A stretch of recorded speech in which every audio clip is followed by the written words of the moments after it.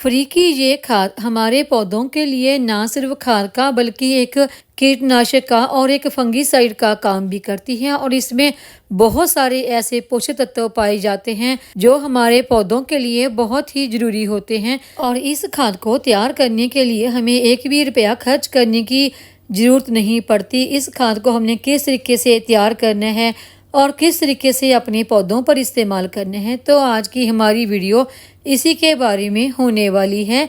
नमस्कार दोस्तों, मेरे चैनल पर आप सबका स्वागत है। देखिए, आज मैं कुछ लकड़ के टुकड़ों को आग लगाकर इनकी राख बना रही हूँ। ये लकड़ के टुकड़ों की जो राख बनती है इनको जलाने से, तो वो राख एक तो हमारे प्लांट्स के लिए खाद का काम करती है, दूसरा कीटनाशक और फंगीसाइड तीनों का ही काम करती है। तो काफ़ी सारी लकड़ें हमने जला ली हैं। तो देखिए, अब लकड़ें जल चुकी हैं लेकिन इनमें अभी भी हीट है, तो अभी हम इसको नहीं छानेंगे। तो एक दिन के लिए हम इस राख को छोड़ देंगे। इस राख के अंदर जो हीट है जब वो पूरी तरह से ख़त्म हो जाएगी तो उसके बाद ही हम इसको छान लेंगे और तब तक 1-2 दिन के लिए हम इसे ऐसे ही छोड़ देंगे। लकड़ की राख को ठंडा होने के लिए रखे हुए 2 दिन हो गए हैं, वो ठंडी हो गई है। अब हम इसे छान लेते हैं। उसके लिए मैंने एक टोकरी ली है और टोकरी में डालकर उसको अच्छी तरह से छान लेंगे। लकड़ की राख में कैल्शियम, मैग्नीशियम, पोटाशियम और सल्फेट ये भरपूर मात्रा में होता है। इसके लिए हमें ये अलग से खरीदने की ज़रूरत नहीं पड़ती।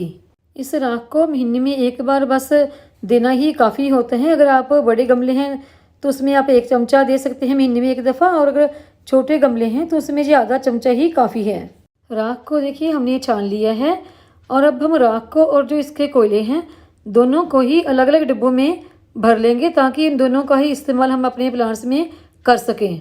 जो लकड़ का कोयला बचा है उसे आप जो कैक्टस वैरायटी के प्लांट होते हैं उनमें इस्तेमाल कर सकते हैं और इसमें कार्बन भरपूर मात्रा में होता है। इसे आप जब प्लांट्स के लिए मिट्टी तैयार करते हैं तो उसमें भी मिक्स कर सकते हैं और इससे प्लांट्स में फंगस नहीं लगता।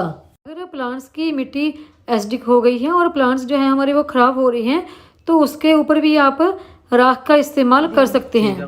अगर आपके गमले की मिट्टी काफ़ी हार्ड हो गई है तो उसमें आप 1 चमचा इस राख का डाल सकते हैं। राख का इस्तेमाल हमने बहुत ज़्यादा नहीं करना है गमलों में, नहीं तो वो फ़ायदे की जगह नुकसान भी कर सकते हैं। अगर आपके प्लांट्स में कीड़े मकोड़े लगे हैं तो आप इस राख को स्टेम, जो मेन स्टेम होती है ना, उसके आसपास थोड़ा सा छिड़क दें तो कीड़े मकोड़े नहीं लगते। ये राख हमारे प्लांट्स के लिए एक बहुत अच्छी फर्टिलाइज़र का भी काम करती है। कीटनाशक तो है ही और साथ में फंगीसाइड, तीनों का ही ये काम बहुत अच्छा करती है। अगर आपके किसी गमले में मॉस यानी कि ये हरी सी जो काई लगी होती है ना इस तरह की, तो उसमें भी आप हल्का हल्का सा इस राख का छिड़काव कर दें तो इससे जो काई है वो बिल्कुल ख़त्म हो जाती है और ये बिल्कुल मिट्टी में ही मिल जाती है और अच्छी फर्टिलाइज़र भी प्लांट्स को मिल जाती है। बैंगन और जो टमाटर के प्लांट होते हैं उनके लिए ये राख बहुत ही ज़्यादा उपयोगी होती है। अगर आपके जो बैंगन का प्लांट है उसकी पत्तियों पर अगर कुछ कीड़े मकोड़े लगे हैं जो पत्तियों का रस चूस लेते हैं तो उनके ऊपर आप इस राख का छिड़काव कर सकते हैं। अगर आपने राख का छिड़काव कर दिया है तो दूसरे दिन यानी कि 24 घंटे के बाद आप उसको अच्छी तरह से धो दें। अगर ये राख जमी रहेगी तो फिर जो पत्तियाँ हैं वो डैमेज हो जाएंगी। देखिए, जैसे जो पत्ती हमारी थोड़ी सी ख़राब हो रही है तो ऐसी पत्तियों के ऊपर हम इस राख का छिड़काव कर सकते हैं और कल यानी कि 24 घंटे के बाद इसको अच्छी तरह से पानी से धो देंगे। अगर हम पत्तियों को पानी से अच्छी तरह से नहीं धोएंगे तो राख लगी रहने से जो पत्तियाँ हैं वो डैमेज हो जाती हैं, क्योंकि ज़्यादा राख भी हमारे प्लांट्स को फ़ायदे की बजाय नुकसान कर सकती हैं और प्लांट्स हमारे डैमेज हो सकते हैं। देखिए, जैसे अब बरसात आने वाली है ना, तो बरसात में मेरे गार्डन में कुछ स्नेल अटैक कर देते हैं, तो उसके ऊपर भी आप राख छिड़क सकते हैं तो उससे स्नेल भाग जाते हैं। तो इस तरह मैं बरसात में भी इस राख का ज़्यादा इस्तेमाल करती हूँ। जैसे गुलाब का प्लांट है तो गुलाब के जो मिट्टी है या स्टेम है उसके पास आप इस राख का इस्तेमाल ना करें, ये उसको नुकसान करती हैं। हाँ, अगर जो उसकी पत्तियाँ हैं गुलाब की उनके ऊपर आप इसका इस्तेमाल कर सकते हैं।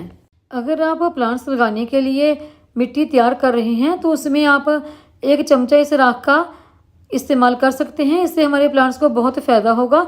एक तो उनको कैल्शियम, मैग्नीशियम, पोटाशियम और सल्फेट एक साथ मिल जाएंगी और ये हमारे प्लांट्स के लिए एक बहुत ही अच्छी फर्टिलाइज़र तैयार हो जाएगी। अगर आप किचन वेस्ट से घर में कंपोस्ट तैयार कर रहे हैं तो उसमें भी आप इस राख का इस्तेमाल कर सकते हैं। तो उसके साथ ही ये भी मिक्स हो जाएगी और हमारी अच्छी फर्टिलाइज़र तैयार हो जाएगी।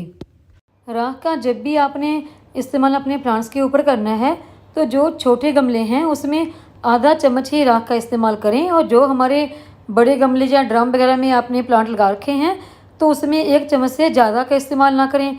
और महीने में राख का जो इस्तेमाल है वो प्लांट्स के ऊपर सिर्फ एक बार ही करें। अगर आप राख का ज़्यादा इस्तेमाल करेंगे तो वो फ़ायदे की जगह नुकसान कर देगा, क्योंकि राख का ज़्यादा इस्तेमाल मिट्टी में पीएच का जो लेवल होता है उसको बढ़ा देता है, और वो बढ़ा हुआ लेवल जो हमारे प्लांट्स हैं उनके लिए नुकसानदायक होता है, क्योंकि इससे हमारे जो प्लांट्स हैं वो डैमेज हो जाते हैं। इस राख में जो पोटाश की मात्रा होती है वो हमारे जो फूल और फल वाले प्लांट होते हैं उनके लिए बहुत ही ज़्यादा फ़ायदेमंद रहती है। और इस लकड़ से जो तैयार होते हैं कोयला, उसमें कार्बन की भरपूर मात्रा होती है। कार्बन की मात्रा ज़्यादा होने से अगर हम इसे मिट्टी में मिक्स कर देते हैं, जब हम मिट्टी तैयार करते हैं प्लांट्स के लिए, तो ये हमारे प्लांट्स की ग्रोथ के लिए बहुत ही ज़्यादा अच्छी रहती है।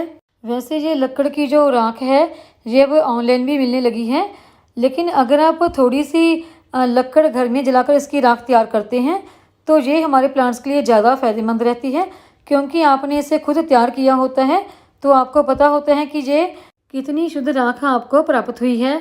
लकड़ की इस राख का इस्तेमाल अपने प्लांट्स के ऊपर महीने में 1 दफ़ा ज़रूर करें। राख जो हमारे मिट्टी गमलों की एसिडिक हो चुकी होती है उसके लिए भी बहुत फ़ायदेमंद है। इस राख में कैल्शियम, मैग्नीशियम, पोटाशियम, सल्फेट और मैक्रोन्यूट्रिएंट भरपूर मात्रा में होते हैं। ये राख हमारे प्लांट्स के लिए एक खाद का, कीटनाशक का और एक फंगीसाइड का काम करते हैं, और ये हमारे प्लांट्स से जो कीड़े मकोड़े होते हैं उनको दूर करते हैं। तो महीने में 1 दफ़ा ज़रूर इसका इस्तेमाल करें। तो उम्मीद है आपको ये आज की जानकारी की वीडियो पसंद आई होगी। वीडियो पसंद आई हो तो वीडियो को लाइक, सब्सक्राइब, शेयर और कमेंट जरूर करें। बेल आइकन को दबाएं ताकि मेरी आने वाली हर नई वीडियो का नोटिफिकेशन आपको मिलता रहे।